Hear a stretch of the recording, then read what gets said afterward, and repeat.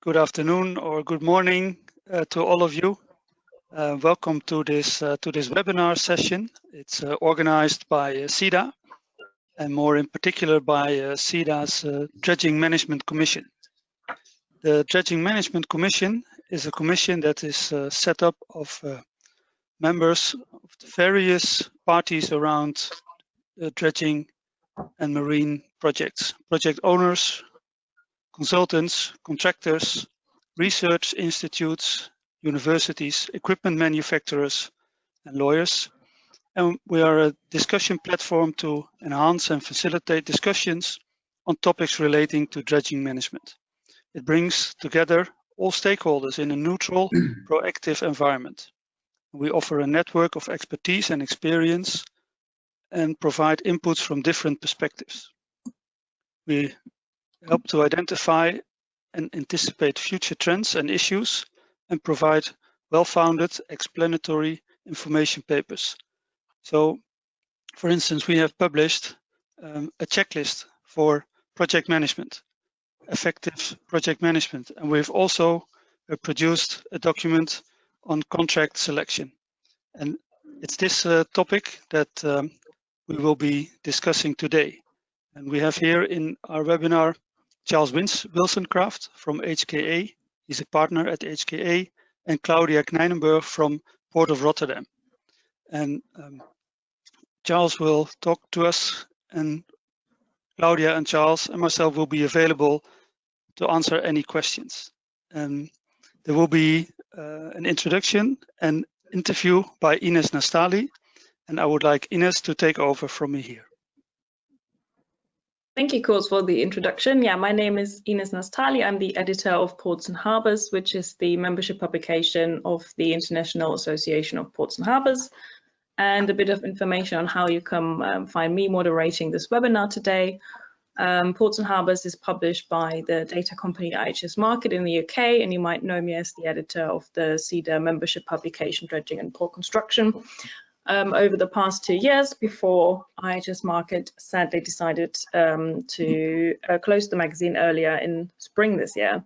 However, through Ports and Harbours, I'm still very much connected to CEDA and the marine civil engineering community, as dredging is of course an integral part of maintenance and operations in ports. So I'm happy to moderate this webinar today. We have some great content lined up with over the next hour, where Charles, Claudia, and I, and as Koos said as well, will talk about how COVID-19 has influenced contracting work and how the mindset towards what should be actually part of a dredging contract changes. This discussion is then followed by a question and answer session where Claudia and Charles will answer some of your questions. So please submit your questions throughout the webinar by using the chat function. If you're there, you can also come online during that question and answer session and ask your question live on air. That is, if you promise not to disguise your question as a monologue. The last word then belongs to Koos to round up and frame this webinar and give you an outlook of what is next in the CEDA series of webinars. So to kind of kick off the discussion, Charles will give us a brief summary of the CEDA guidance paper that this webinar is based on, titled Effective Contract Type Selection in the Dredging Industry, to refresh our memory of the different contract types that you can choose from when tendering a project. So Charles, over to you. I see you're all set up and your presentation is up and running. So yeah, floor's yours. Perfect. Thank you very much for the introduction, Ines and Klaus, and welcome everybody to this morning session or this afternoon session, depending on where you are. I see there's people from all around the globe attending today, so that's really great news as well. So as both Ines and Klaus have said, we're just going to do a quick run through of the contract type selection paper that we've been working on and published some months ago now under the Dredging Management Commission, which is available to all on the CEDA website. So I really do urge you to find it and have a read through it in detail and take whatever you need to from it. I think it's a really nice paper and it fits very neatly in with the other products that the DMC has produced in recent years, and we continue to produce even more, which I'm sure Klaus will mention towards the end of the talk. So without going into it in great detail, I'll just give you an overview of the paper, what it includes, and the kind of genesis behind it. So as Cal said, we established a working group in the DMC, established from a whole range of people across sectors, from consulting, the legal side, contractors, employers, across the CEDA regional area, to come together to provide advice, insight and views on what effective contract type selection is, what it means for the industry, and perhaps how parties entering into contracts can start to think about maybe doing things slightly differently, how they can hone what they do at the moment to try and deal with how risk is best apportioned and valued and managed under a contract. As I mentioned, we identified there was a knowledge gap in the industry. There's various bits of documentation around in the sector and in various parts of learning talking about different contract types, but what we didn't see specifically for dredging, there was anything that really brought together all these key parts of procurement, contract selection, and what that actually means, and also how, you know, there can be touch points that users can use and actually put into their contracts, into their projects when they're delivering and procuring in the future. We all recognise that in the sector at the moment, and this is becoming more pertinent, I'm sure we'll talk about it in a bit with Ines, in respect to what's happening in the COVID world and in the low oil price world, is that there are decreasing margins, there's increasing commercial risk, and the risk profiles are changing between contractors and employers, contracting clients, and the way contracts are handled and dealt with is naturally changing, as these things always do. So it's important to try and keep up with the both best thinking, but also to push that thinking potentially into different areas and try to get away from maybe a more traditional backdrop, but that's something obviously that could be discussed. We drafted the terms of reference in June 2017. It doesn't seem like that long ago, but evidently it was a few years ago now, to inform industry stakeholders. We put the call out to the wider CEDA base and got a lot of interest, a lot of assistance from the CEDA membership to feed into this paper. So some of the things we talk about in the paper, we talk about types of procurement and what they mean in respect of risk allocation, risk management, because effectively that's what construction infrastructure projects are. You know, they're largely an allocation of risk and how parties deal with that, how parties manage it, and crucially how they price and allow for it. We investigate and look at a bit in respect of contracting methods, so different contracting models, types, so EPC, so you know, engineer, procure, construct, design and build, or more traditional measurement forms of contracts, or even charter party contracts.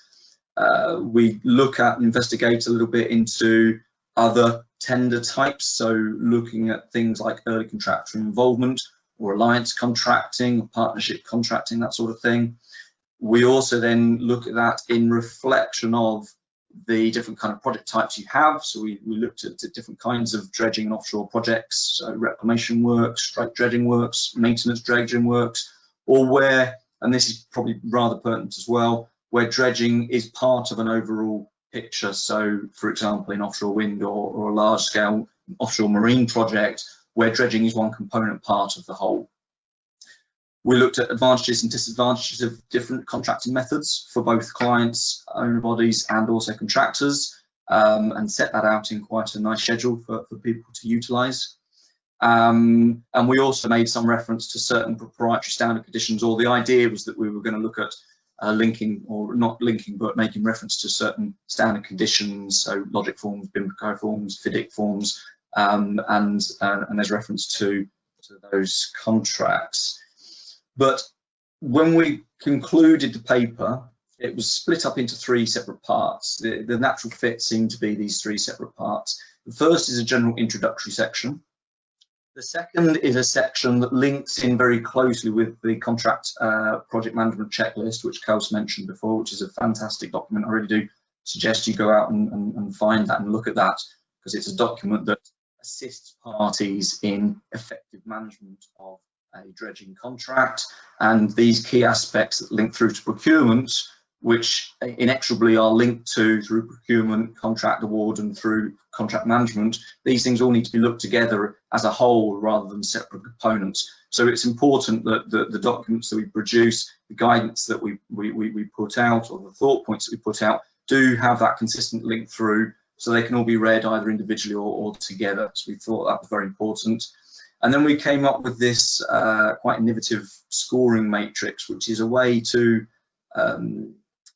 effectively mark or assess the procurement type that you might think you need for a certain contract based on these key aspects, these certain parameters, and how they shape up against standard contract types. So that can then guide and assist in determining what sort of contract type a party selects.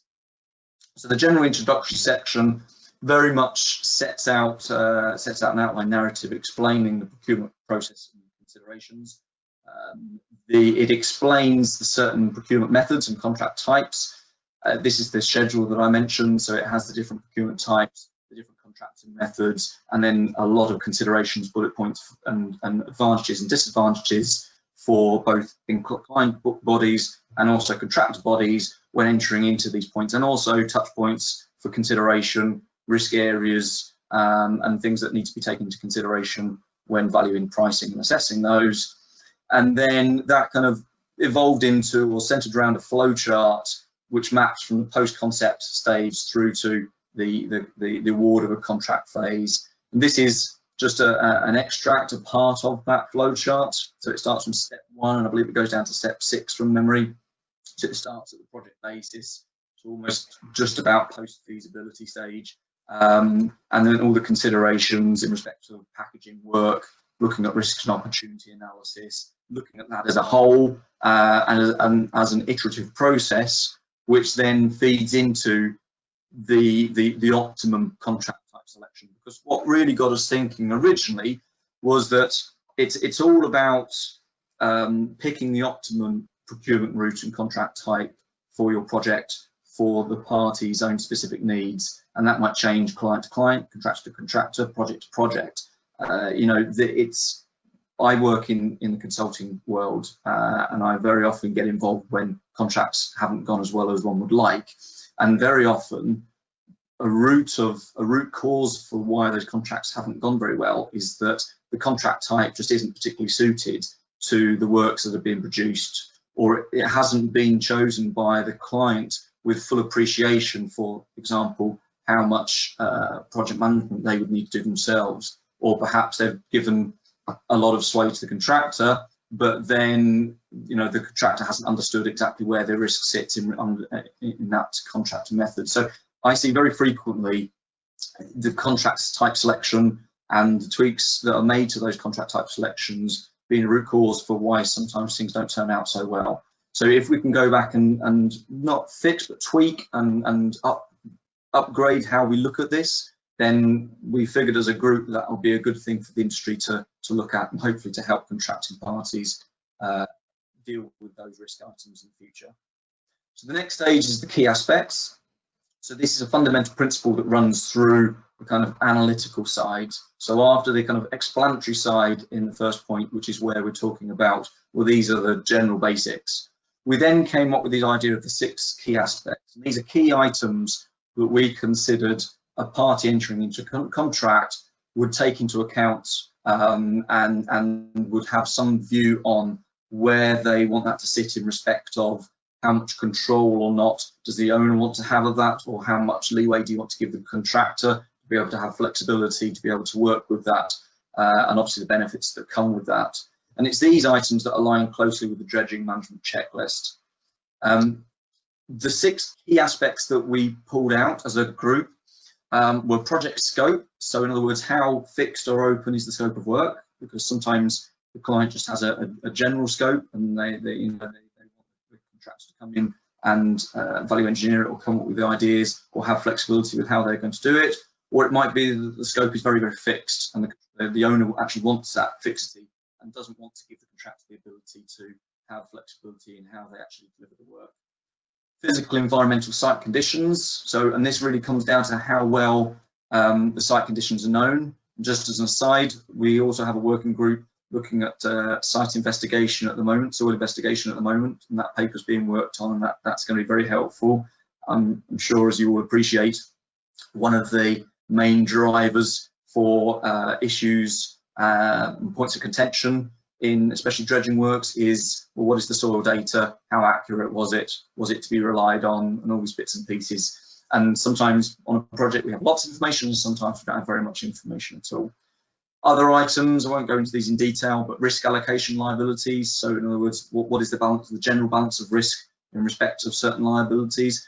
Owner's control, contractor's flexibility is a key one. You know, does the owner want to micromanage the project? Do they want to give the whole thing to the contractor to do, you know, to manage the whole thing? In which case the owner stands back and lets the contractor get on with it. So that's a very big consideration.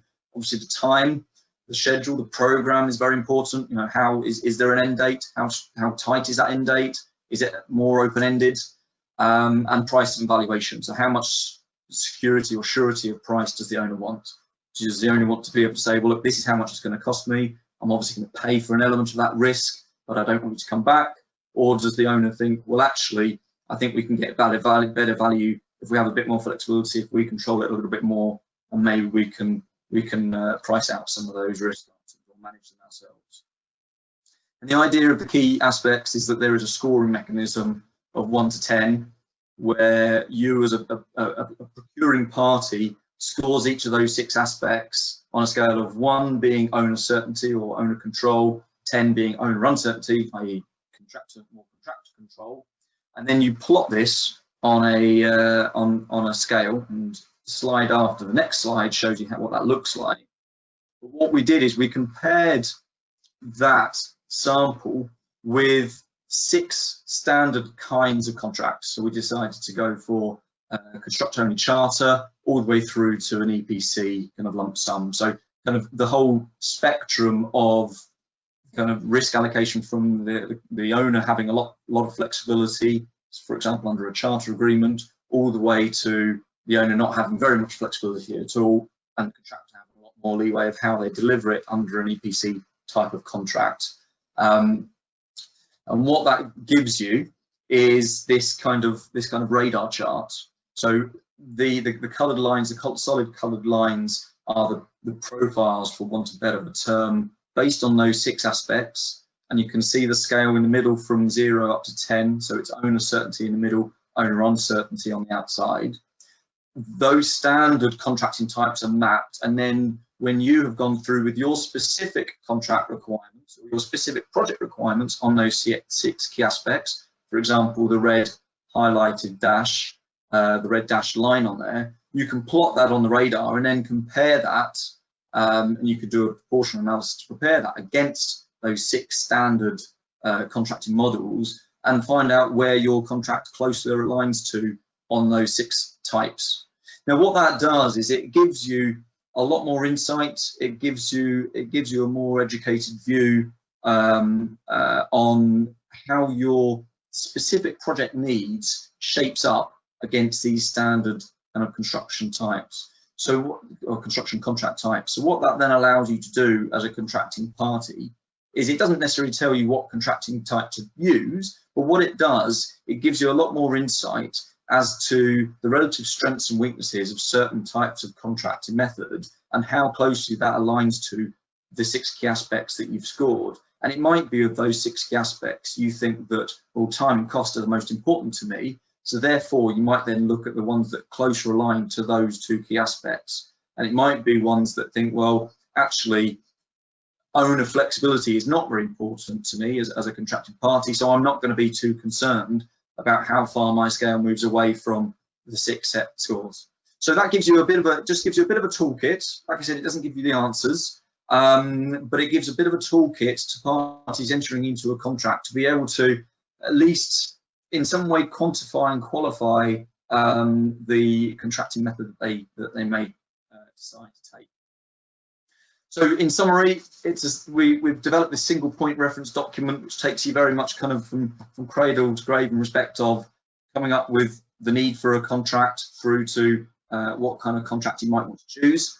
It's split into 3 easy to use parts, and the idea of it is that actually you can use just each of those 3 parts on their own, or you can use them all together, and hopefully that will assist the industry and parties in the contracting sector to move forwards. And it gives you a way to actually measure and score and compare your particular project against certain standard kind of contracting types, which then hopefully can give you a bit of insight and a bit of a view on how you make those decisions in the future. So that's a very brief whistle-stop tour of the document. I really do suggest that you go and find it on the CEDA website. It's a really good document alongside the checklist and alongside the SI document that I'm not sure what the timing is, but that will be out in the not too distant future. And we're really producing some worthwhile, valuable stuff for the dredging and offshore sector. So that's the end of this bit for now. I'm going to pass over to Ines, and I believe we're now going to have our discussion session. And then I believe there will be the avenue for asking questions as we go through or towards the end. Cool, thank you, Charles. Yeah, in the paper, and you just now, you mentioned, and the working group mentioned that, financial and managerial constraints have kind of led to reevaluating risks associated with setting up contracts. And one such risk factor that obviously we're currently dealing with is the COVID-19 pandemic. So I think we should talk about that. Can you maybe give us a bit of an insight? How has the pandemic influenced contracting works? You've kind of started to mention it. I think that would be interesting to hear a bit more about that. Yeah, thanks, Ines. I mean, I think it's fair to say, and I imagine that most, if not all, the people on the call will have an appreciation of the wide-ranging impact that COVID-19 has had on all sectors, certainly not just the offshore marine sector. I mean, from my perspective, it's interesting because the pandemic itself, i.e. the effect of the virus on projects, actually has, from the experience that I've had, because I work a lot onshore and a lot offshore, is that it's had a bigger effect on onshore projects than offshore projects. And I think that's partly because, offshore marine contractors are quite well set up and are quite adaptable at having to change their ways of working in respect of getting crews to boats. They're very good at actually adapting and to quite extreme situations. And I think they've shown that they've adapted very well, frankly, in dredging projects and marine projects. However, the big effect for me that I've seen, and this is partly related to COVID, but it started just prior to COVID, was the huge drop in oil price, which has been exacerbated as a result of COVID, kind of a double hit, really. Now that has had a significant, or has generated a significant slowdown of projects in the offshore sector, especially related to the oil and gas sector, which has then resulted in the holding back of dredging projects being awarded, or certainly big projects being mothballed where dredging was a component part. And I think that's the key problem and the challenge that we're seeing in the offshore sector with respect to COVID. Yeah, and as part of that, can you give us a bit more of an insight what kind of issues you've been dealing with recently? Because obviously you also say, part of your job is to kind of deal with, when something doesn't go, as planned. I don't know, I would imagine ones that have involved, surveys and permits, and you mentioned data have got more complicated. What are these issues that you see? Yeah, I mean, it is having a significant effect, as we all know. I mean, most of the issues that I've been dealing with, and I have been dealing with an awful lot of COVID-related matters over the last 6 months or so, most of the matters I've been dealing with have been in some way related to the pandemic, specifically matters surrounding delay and disruption, and especially payment as well. What we're seeing is that there is, because employers, client bodies, are under various constraints and stresses themselves, they naturally are looking for ways where they can preserve their cash flow. Contractors at the same time, especially main contractors, are in the same situation where they are suffering delays, they're suffering disruptions, which is incurring additional costs. and they are desperate to get cash through their business, and of course that cash flows down to subcontractors and suppliers. So really a big issue that I'm seeing at the moment is the movement of money through the sector, and this is the sort of thing that really holds the kind of feet to the fire, as it were, of the sector. You see just how robust and sustainable the sector is. I mean, we're only just entering into the period where COVID-related matters will be tested properly. There are large amounts of claims presented by contractors, which frankly haven't been concluded, and I think are quite a long way from being concluded, which is partly because the outcome effects of COVID simply aren't known yet. You know, the initial phase is understood, the official stoppages are understood to some degree, whereas, you know, notwithstanding liability being an issue, but there are kind of disrupting effects, ongoing disrupting effects that are going to continue for I don't know how long, a very long time. And now we've got the second waves coming around the world, certainly in Europe. And because the effects are not yet known, we simply don't know how these things are going to get resolved. What I'm also seeing is a rise in in new contracts, a kind of COVID type clause, so more robust force majeure type clauses which are being changed to include pandemics or COVID type events, which in my mind seem to be pushing more and more risk onto contractors. It's not really a very proactive step in my view. I think it's pushing the problem the wrong way, but that's going to be a big challenge that the sector's going to have to deal with in the coming years, I think. Yeah, and you've already mentioned how prepared the industry kind of was for this pandemic, but it seems like the industry has adapted fairly quickly to the changes. Well, yeah, I would say so. I think no one was prepared for it. I think that's the point, because I think it just blindsided everyone, you know, in the construction sector, infrastructure sector, and, you know, in all other sectors around the globe, governments, just normal people, school kids, you know, no one was prepared for anything like this of this magnitude. I mean, I'll be interested to see what Kels thinks from his perspective. But, you know, from my point of view, as I mentioned before, the marine sector does seem to have reacted quite well, frankly, I think. And I think that's, as I said, partly because marine dredging projects are used to having to deal with significant change and disruption and be very reactive and innovative about how they deal with things. So, you know, I think there are actually other construction sectors have potentially got a lot they could learn from the marine sector. I mean, Kels, I don't know if you have any thoughts on that.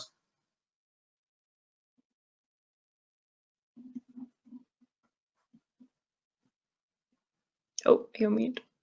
You're muted, Kels. Yeah, I had to unmute. Contractors are never afraid of a challenge. So an ongoing project will bring a lot of ingenuity and resourcefulness to the people who are involved in a particular project. So the issue of today, or the challenge of today, that will get a lot of attention and will be overcome. It will become more difficult further down the line. How will new projects shape? How will new projects come to the market? Things like that. I think that will be a bigger challenge. Yeah, maybe Claudia, you can kind of join into this discussion and kind of tell us how the Port of Rotterdam has, you know, had to adapt to COVID-19 and contracting works. Well, yes, I can. Well, thank you. We did have to adapt to working at home and new health and safety rules, but the impact on contracting works of COVID-19 was actually kind of limited, because both the transportation industry and the shipping industry, they were considered vital. So the harbors, you know, ports stayed open, and also construction works, they just, you know, went on, continue working. And we just had 2 new contracts in place for maintenance, and it started on the 1st of May, the 1st of March, which was at the beginning of our first lockdown period. But the contractors, you know, they were open for discussion with our contract managers, and they reviewed on complications, and they reacted very well. and they made their they looked after the safety of their personnel so they could continue dredging, and this helped us to guarantee the normal conduct in the port. Of course, the contract managers, they cannot enter the ships because of safety reasons, but there's all kinds of sensors on board and GPS, so all data is collected and transferred to a dredging desk, and everything stayed working. And also, if we look at other contracting works, other construction works in the port at this moment, there were some concerns about whether materials will be delivered on time, but most of the time just went on as planned. So in the tender office, where we first had, some shock and were thinking about how we should help mitigate risks in tenders and contracts, we had this very reassuring messages from our construction sites that everybody was looking for their health and safety rules, but was coping, and works could continue.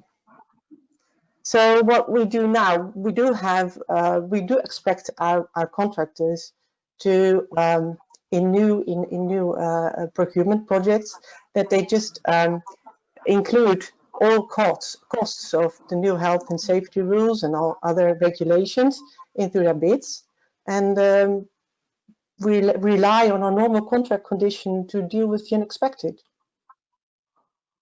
Yeah, okay. Yeah, that kind of mirrors what Charles already said, that there's communication, and people adapt to it, and then learn from what works and what doesn't. And in general, can you share any learning points that you've found kind of helpful in terms of procurement of dredging contracts? Maybe also irrespective of COVID-19, have you done any changes to the way your contract works that you can share with us? Well, as I said, we do have this COVID clause that actually says, well, you should incorporate all regulations on the moment that you send in your bid. But this is about it. I mean, contract is about managing risk, and these are just other risks that have to be managed. So, but it didn't really change the business, and it's still very important if you are looking at a contract or selecting a contract that you have good data, and having good data is really crucial. I'm happy that Charles just told that we are going to have an extra paper on collecting data, because this is the most important thing, I think. And you need to have good detailed historical information for any maintenance contract, and good information on good data on soil conditions and environmental conditions, so you can value your risks. And this is really important if you're going to select a contract. It's in the first part of the paper, and one of the first steps is that you at the start of a contract organize all your preliminary research to get a good grip of what is your scope and what are your risks, and that you can value them so you can see whether they're transferable or not. But this is always very important, and I think that good communication with your contractors is also advisable, that you have some kind of dialogue in your tender, and where you can also ask, how does COVID affect you? What do you think? What do you see in your works right now? Did it cause any delays, or do you have any extra care? Do you see any extra risk involving this project for that? Yeah. So, Charles, do you want to add to that? You look like you might want to add to that. No. I couldn't agree with Claudia more, to be honest with you. It's, I think she's absolutely hit the nail on the head, and the idea of keeping communication, parties, basically just being grown up about it, and talking and understanding the best solutions is very, very important. And obviously the issue of data and surveys is just, with dredging especially, is just of paramount importance. So it's very important we get these things right. And it sounds trite to say, and everyone expects it and understands it, but the problem is it doesn't always happen. I think that's part of the issue. Yeah, I think that's exactly what Charles, you've mentioned before. Claudia, maybe you can talk about that a bit more. There are obviously a few options in terms of, what kind of contract you go for, depending on, what kind of work you want to undertake, maintenance or capital dredging projects. What are your experiences with that? Kind of maybe good and bad with, with different contract formats. Do you find that the contract that you engage with your customers and partners, that do they work, or do they need adapting as well? Well, I think they work, of course. Else you would have adapted them. Now, we do work with different formats. We do work with different formats for different contract types, and we make the selection, after the first research is done on a new project. We make the selection, and we produce this market approach document in which we describe scope and risk and critical success factors, and then we choose contract type, and we also choose the procurement procedure we're going to follow, and we have to present this to an in-house tender board, and they give us other recommendation, and then we actually start working on the contract. And we do have we do mix elements of different contracts. Sometimes in a contract we have remeasurable contract with lump sum activities in it, which is a bit tricky, but sometimes it's helpful and it's just necessary. We also have these contracts that are not pure dredging contracts.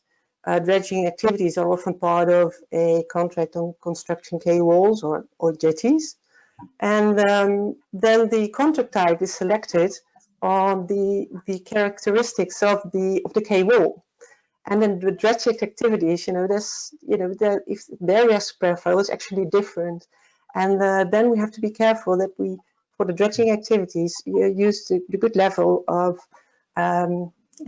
transferring risk or keeping the level of design we hand over to the contractor. Yeah, this is something you have to consider. If I can add to that, that's a really good point, because in my experience, what you often see, or what you sometimes see, let's say, rather than often, is that on projects where dredging is, say, a component part, and it might be a small part of the overall whole, especially in a big port development or something like that, the people dealing with the overall contract might have a very, very good handle on quay wall construction and that sort of thing, the technical issue of case on walls or piles or whatever the case may be, but not really have a very good handle on the nuances and issues surrounding dredging. And if those aspects of work are not given proper consideration, risks are understood properly and properly contracted for, then that can end up in great difficulty. So I think you're absolutely right, Claudia, in that you have to have very careful consideration of all the component parts, because if you get aspects of them wrong, and especially dredging contracts, if you do get that wrong, then that can have very significant impacts in both time and cost on overall projects, and also technical impacts in respect of technical solutions. And so, you've got to give up all due consideration to all due component parts needed to do everything. Yeah. Mm-hmm. Yeah, I think speaking of, all the considerations that you need to include, I think in addition to, the format of the contract, something that receives more and more attention is, the added value to a project. And I think sustainability is, criteria that weighs in heavily there. Maybe Claudia, you can elaborate a bit more on that, how the Port of Rotterdam kind of assesses the, the proposals of contractors based on, what kind of sustainability criteria that they have included. Oh, well, yes, I very much like to do that. But as it's not easy to tell in English, I have to make use of my notes. We tendered 2 primary dredging contracts in 2019 in cooperation with Rijkswaterstaat, the Dutch agency of the Ministry of Infrastructure and Waterworks. And what we did to assess sustainability, we used data from a life cycle analysis performed by TNO, a Dutch research institute, on 11 environmental aspects of different types of marine fuels used in a suction hopper dredger. And this resulted in this weight value for environmental costs per ton fuel. And contractors could also make their specific life cycle analysis based on their equipment and their type of fuel that they use. So then we asked our bidders to estimate their fuel use over the contract in tons and multiply this by the environmental cost indicator value of their fuel and equipment. And that's resulting in a total environmental cost indication of their bid. So, and then we compare these values, these proposed values, with a reference value we calculated in advance. And the reduction they achieved against the reference value, they determined their score in the bidding process. Oh, are you still there? There's no not easy to describe. But, you know, we were very happy with the results. I mean, the system needs refining, but we did get interesting offers from bidders, and the dredging community, they developed multiple solutions to reduce environmental costs, which enabled us to reduce ours. And the good thing with the environmental cost indicator is that we were able to reward efficient fuel use and reduction of greenhouse gases and reduction of air pollution in one criterion. And this was really something we needed to make a step forward in awarding sustainability. And the good thing is that I heard that CEDA is preparing a paper on energy efficiency. And there will be more information on this tender in this paper. And if anybody wants to know more about this, they can contact us at the Port of Rotterdam or can contact our partner Rijkswaterstaat. Yeah, perfect. I think exactly that will, you know, the more and more consideration will be given to that, and it's good to hear, you know, that you get you also, you know, speaking about competition, you kind of, you know, raise the bar with that as well, which I think is interesting as well. Maybe Charles, you can kind of talk about that. What is your outlook on, you know, what will there be enough dredging work basically for everyone? Because I know you previously mentioned, you know, kind of race to the bottom. So maybe you can talk about that. Yeah, I mean, that to me is the big challenge facing the industry at the moment, especially the dredging industry, because, you know, on one hand, there's always going to be a certain need for, you know, maintenance dredging. There will be capex projects happening. There are some very big infrastructure projects, and there will continue to be infrastructure projects. I mean, look at the Fenham Belt, which is going to keep a few dredgers busy for a while, I think Coast would agree. And there, you know, nations are pushing forward with an infrastructure agenda, which will have a positive effect. But, you know, due to the, you know, the very low oil price, which I'm not convinced is going to come up anytime soon, with all the, you know, so therefore you have all the shelvings or the mothballing of projects related to those. Also, with a combined with the potential slowing of international trades between, say, China and USA due to the cooling relationships there, that's likely to have an impact on a cooling effect on certain other cattle dredging projects around the globe, I think.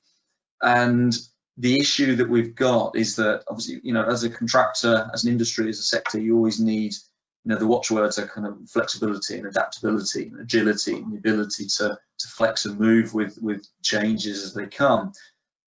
The problem that the dredging industry faces is that you have very large capital outlays on significant bits of kit, which, you know, are flexible within a range of what they can do for certain materials at certain depths in certain ways. But ultimately, if the work is not there, then the dredger becomes somewhat defunct in certain situations. And the problem that I think that will lead to, or potentially will lead towards, is a risk of a race to the bottom in respect of price and risk allocation, because I think the market will become ever more competitive than it is now. And I think that's a real problem for the industry, or a challenge, let's say, for contractors. And I think the most important thing for me, though, is that employers, client organisations have to be mature about this, because if both parties, contractors competing against each other in a very competitive market, if employers take advantage of that situation with the view to say, well, I think we can drive down prices, we can push more risk onto the contractors. Well, that might be a short-term gain for the employers, but it's reducing sustainability of the sector, frankly, which has been shown in many years past in various different sectors. The more you push down on that sustainability, the more the kind of that leeway gets pushed and capitalized on by clients. What that does is it stores up all sorts of problems, both in the short term and the long term, in respect of deliverability of contracts. Contractors might stop investing in equipment, which then, when there's an explosion of work, then the employers aren't able to do that, and then the prices go through the roof. So you have this kind of jumping up and down of prices rather than a good sustainable recovery from where we are at the moment. And I think that's what we need to be very mindful of. The sector needs to be very mindful of. And as I say, it's largely driven by client organisations not looking to capitalise too much on squeezing contractors who are getting towards that point of really being not desperate, but keen to keep their dredgers working, put it that way, because they have these big bits of kit and they can do certain types of work. Again, I don't know what your view is on that, Coast. Is that something that you recognise? Yes, again. I do recognize it. Projects are not an end in itself. They are the means to an end. So it will be good if clients and parties in the industry can work to aspire projects that serve a certain ambition. For instance, clean energy, wind energy. Things that will help countries and economies develop in the long run. They will be then good for the industry as well. But they serve a society as a whole, the economy as a whole, and of course also to become more sustainable or energy efficient. Contractors need to invest and to make these investments into better equipment and more efficient equipment. They also need these projects to be available. Otherwise, the investments will not happen. So it's almost it's not exactly a catch-22, but there is an element of that, and it's good if parties recognize these aspects. Yeah, of course. Yeah, if there's nothing available, why would you make the investment? I think Charles, you mentioned flexibility as well, because obviously often these dredging contracts last for several years. Do you think that there's more flexibility needed to kind of help to create competition? I mean, come back to the flexibility point. Flexibility is key, isn't it? And as Carl's kind of mentioned, and going back to the original point, the initial point, the sector changes and the needs change as well. And probably one of the biggest drivers, as Carl's alluded to, is the energy transition. So the movement from the more traditional forms of energy generation, fossil fuels, that sort of thing, to more sustainable fuels. So offshore wind, obviously there's a huge investment in that in Europe already, and there's going to be an awful lot more, and other renewable sources, and just other ways of doing things, of transferring things across the sea. I mean, as I mentioned before, flexibility and adaptability is always key to ensuring a sustainable sector, which has to be balanced. On the other hand, as Carl's mentioned, that certainly with the offshore market, is that to have flexibility, you need to be investing in, or not second guessing, but having a good view on where the market's going to go, because these vessels that offshore contractors use, whether they're dredgers, or whether they're installation vessels, or whatever the case may be, are very big commitments, and they cost an awful lot of money, understandably, and they take a fair bit of time to build.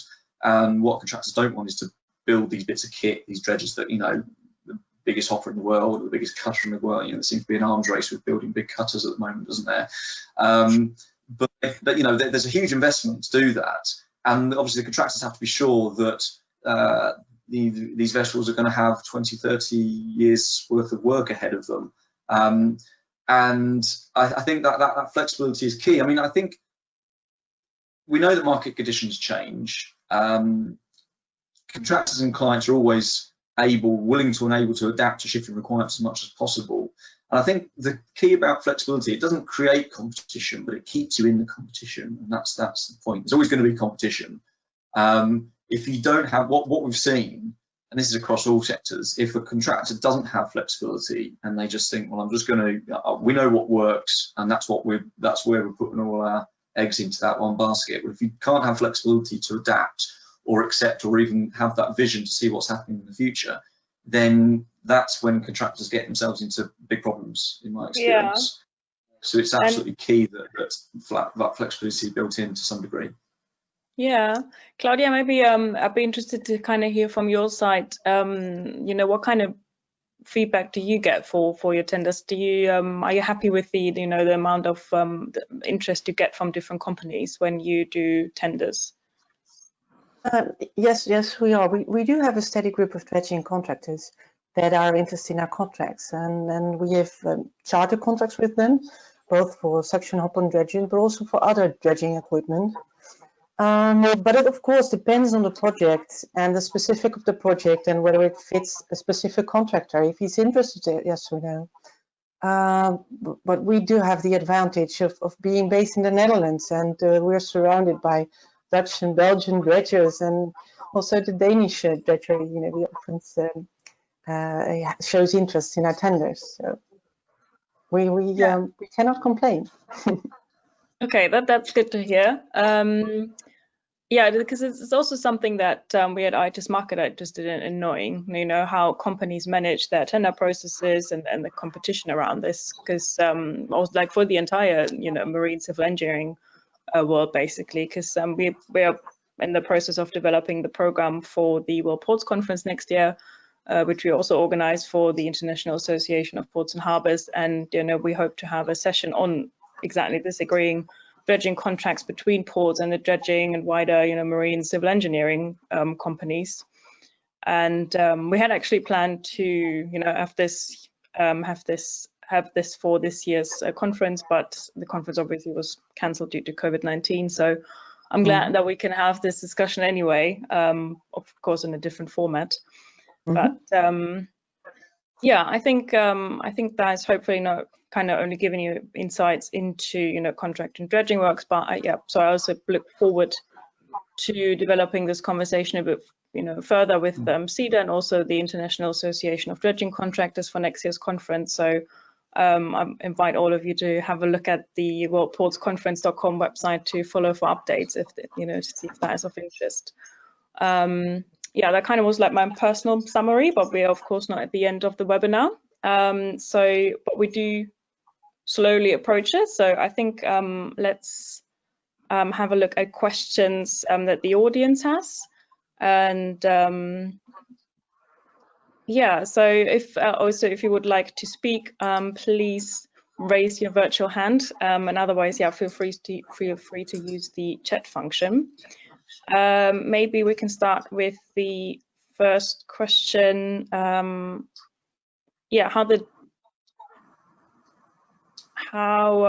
will COVID-19 or any other disruptive events influence contracting works in future?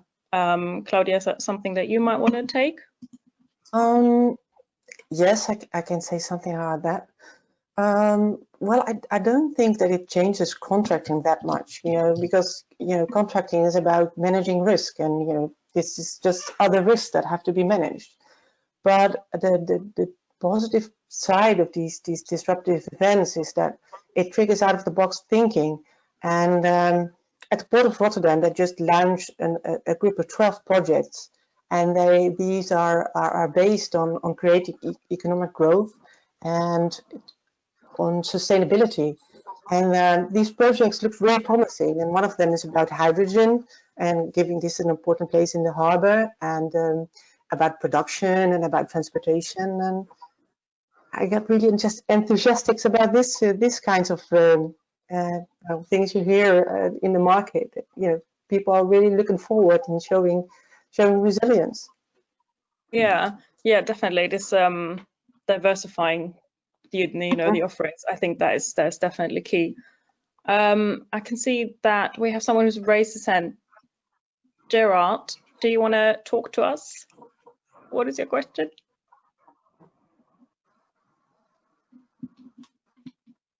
Oh.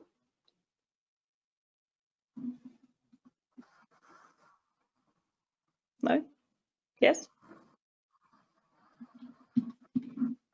Otherwise, we can go to the next. I'm still muted, unmuted. Oh, here I am, no. I think. Oh, we can hear you. Yeah, okay, good.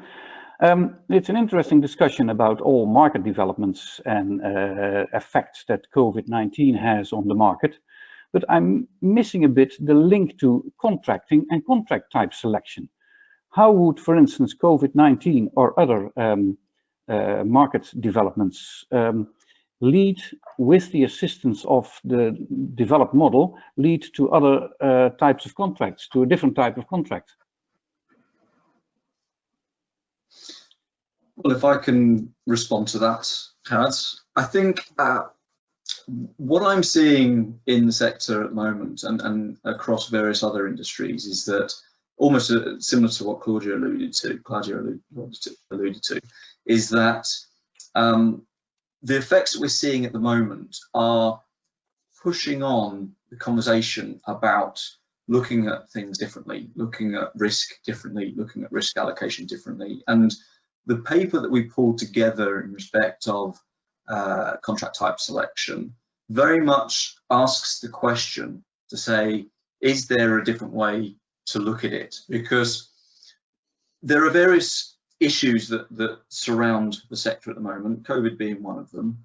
And we talked briefly before about flexibility and adaptability. And what I kind of wanted to say, or forgot to say, is that when people talk about flexibility and adaptability, they often think about technical solutions. They think about practically what can we do to deal with a physical issue or something technically in front of them. And where the conversation, I believe, can go, and this is partly what comes out of the contract type selection paper, is that flexibility and adaptability can be just as well placed in respect of how contracts are entered into, how risk is allocated, and critically how these projects are managed to generate and really provide the optimum balance between risk allocation, the management of that risk, the commercial recovery by contractors, and of course the commercial control or commercial surety of the client organizations. So what the effects, well, what's happening at the moment is that it's providing, actually, it's been a bit of a Kickstarter for employers and for contractors to say, you know, in the recovery after the COVID situation, this is the opportunity to actually do things a bit better, to look at things a bit differently, to think about things like early contractual involvement, or to think about things like different contractor models like alliancing contracting or partnership contracting, you know, rather than just looking at these standard models that we're always used to working. And the contract type selection paper will assist parties in going through the thought process in respect of what they currently do, where they want to get to. And I think it's going to help parties maybe think about other considerations, or take a new view, or investigate new options as to what actually might be a more optimum, robust way to recover the sector in the wider scheme. So I think they do link it quite nicely. Thank you for this addition. That's clear. Perfect. I think we have one more question from Martin, and I think then we can go and wrap this up as well. Martin, do you want to, I can't see your question. Have you asked the question on the chat, or is that something you want to talk to us about?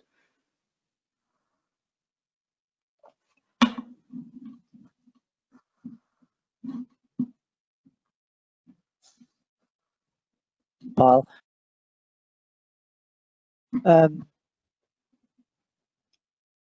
Yeah, sorry, I moved away from charter contracts because of the problems associated with the supervision of charter contracts and it can make it a little bit more difficult to keep an eye on what a contractor is actually up to.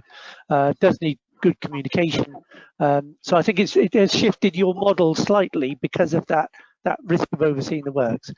But the question I've got really is to Charles, and that's with regard to your comment about dredging being a smaller part of a bigger project.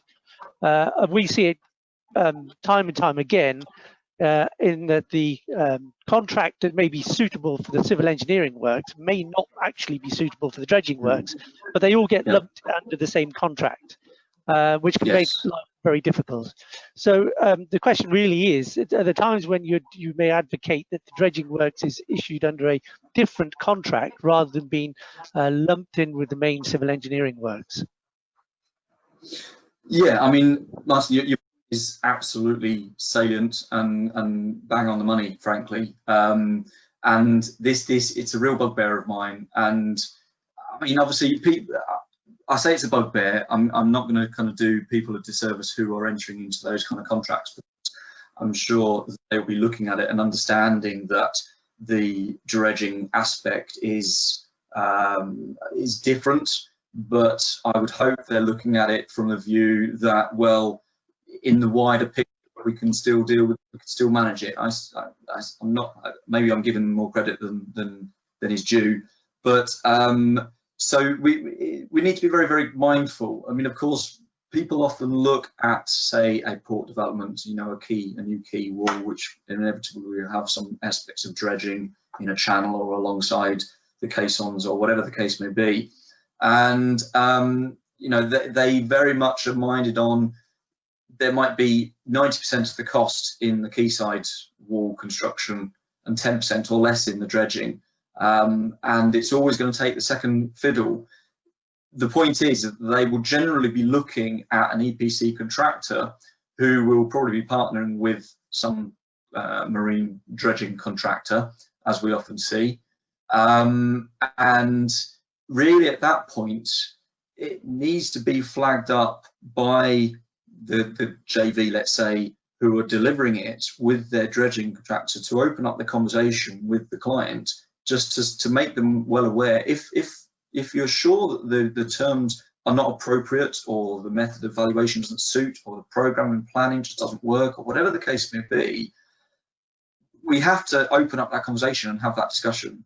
Because, you know, although it might be a small portion, as I think you probably understand, the ramifications for getting it wrong, even though it's a relatively small amount, can be very, very big. And it might be smaller proportionally, but it's still a large amount of work on its own. And it needs to be treated on its own merit. But understandably, employers often want to lump together these packages as one lump sum.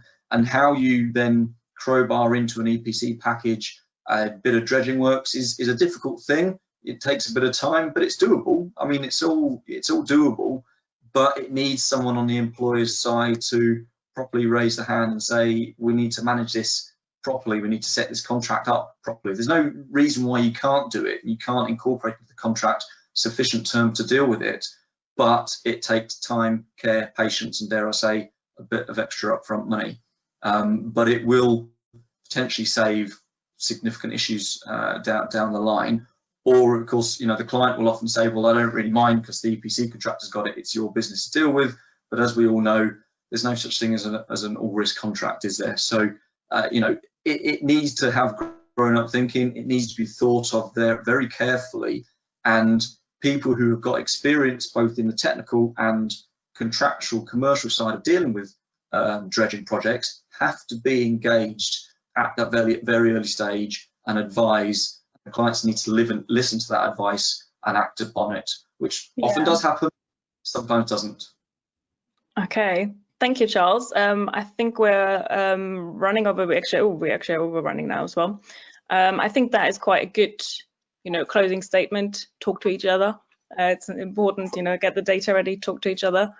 Thank you, Charles, Claudia, of course, for your insights, and thank you for your questions as well. From the audience, and yeah, I'm gonna hand over to Koos so he can wrap this up for us. I'm not gonna summarize, but just like to point out that we had 60 people in this webinar, so very good turnout, and very happy that you could all join. And I just want to make a little promotion for our next webinar, and that will be on the 23rd. It's on the it's in the UK section of CEDA, and it's future considerations for the ports and the dredging industry. Once again, I would like to thank everyone for listening in, for the questions. I would like to thank Ines, Charles, and Claudia for joining us today, and look forward to the next session. Bye-bye.